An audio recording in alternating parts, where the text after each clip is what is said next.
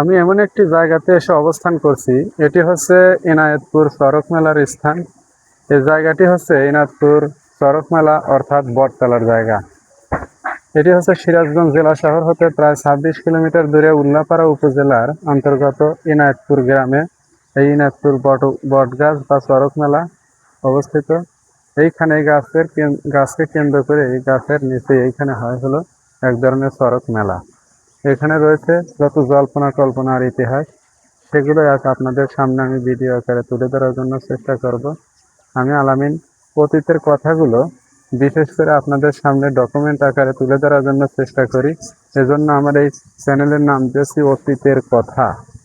যাই হোক, আমার সামনে একটি গাছ রয়েছে। এই গাছটি আজ থেকে প্রায় ২০০ বছর আগের গাছ। এই গাছে রয়েছে যত জল্পনা আর কল্পনা ইতিহাস। একটি গাছের উপরে প্রায় ৫ থেকে ৬টি গাছের শাখা প্রশাখা নিয়ে মানে পরগাছা হিসেবে গড়ে উঠেছে।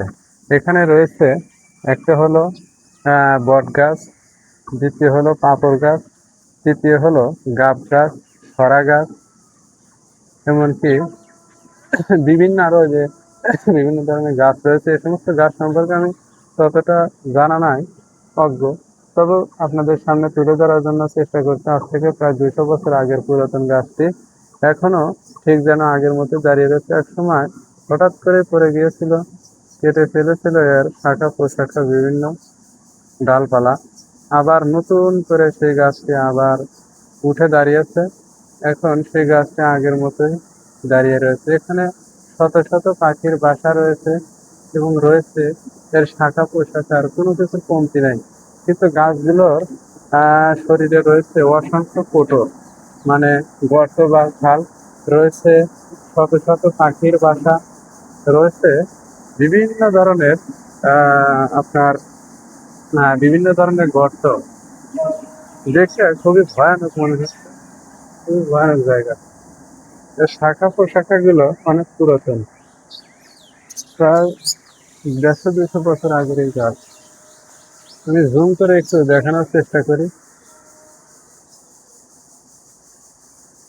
এর ভিতরে রয়েছে অসংখ্য কোটর বা খাল, গর্ত। পুরাতন গাছ, অনেক পুরাতন, এত পুরাতন গাছ এখনো যেইভাবে জীবিত আছে। এর ভিতরে শুধু কোটর আর কোটর। দেখেন, জুম করে দেখালে খুবই ভয়ানক জায়গা। মনে হয় এখানে কোনো পুরাতন হয়তো দেওদত্ত রয়েছে, কিংবা রয়েছে হয়তো পুরাতন কোনো অজগর সাপ কিংবা বিভিন্ন ধরনের সাপ পোকা। এখানে আসতেই কেমন যেন শরীরের মধ্যে শিহরিত হয়ে উঠতেছে। খুবই ভয়ানক জায়গা আমার কাছে মনে হচ্ছে। গাছটির পরিধি তো ব্যাপক, প্রায় ১ একর জায়গা, ১ শতাংশ, ১ শতাংশের বেশি জায়গা জুড়ে রয়েছে এর শাখা প্রশাখা এবং ডালপালার গাছ। গোড়াই গোড়াই রয়েছে মনে হয় যে ১ শতক জায়গার উপরে। আর এর ভিতরে রয়েছে কত বড় বড় গর্ত। আমি এই কোটরগুলো একটু জুম করে আপনাদের দেখানোর চেষ্টা করি। এটি অনেক পুরাতন, প্রায় ২০০ বছর আগের গাছ। গাছটি ঠিক এখনো দাঁড়িয়ে রয়েছে। এইখানে এই গাছটাকে কেন্দ্র করেই এখানে চড়ক মেলা হয়। চড়ক মেলা হয়তো বহুত পুরাতন থেকে। বিশাল গাছ, সুবিশাল গাছ।